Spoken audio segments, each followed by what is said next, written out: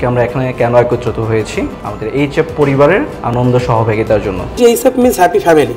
যেন happy family মানে শুধুমাত্র যে আমরা তা না, আমাদের কাস্টমার, আমাদের টিম, আমাদের সাপ্লায়ার, এই যে সবাই মিলে একত্রে যে তিনটা সবাই মিলে একত্রিত হয়ে একটা জায়গার উপর ডিপেন্ড করে প্রত্যেকের ভালো থাকার যে মাধ্যম, সেটা হচ্ছে আমাদের এই সাপোর্ট সার্ভিস। কাস্টমারের পরে যে গুরুত্বটা সেটা হলো আমাদের টিম মেম্বার, আমাদের মার্কেটিং ডিপার্টমেন্ট, আমাদের customer service, supply chain, FSR বা আইটি, এই প্রত্যেকটা ডিপার্টমেন্টকে দেখভালের দায়িত্ব কার? আমাদের এইচআর। তো যদি এই মানুষগুলো ঠিকঠাক মতো কাজ করে এবং এইচআর যদি তাদের সুযোগ সুবিধা সবকিছু মেনটেন ঠিক মতো করে, তাহলে কিন্তু প্রত্যেকটা টিম মেম্বার ভালো থাকবে।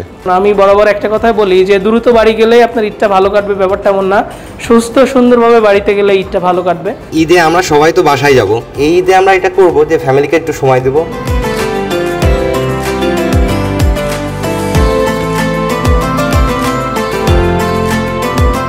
দুই দিন আগে আমার মা বলছিল যে একটা শাহী মশলা নিয়ে আসিস।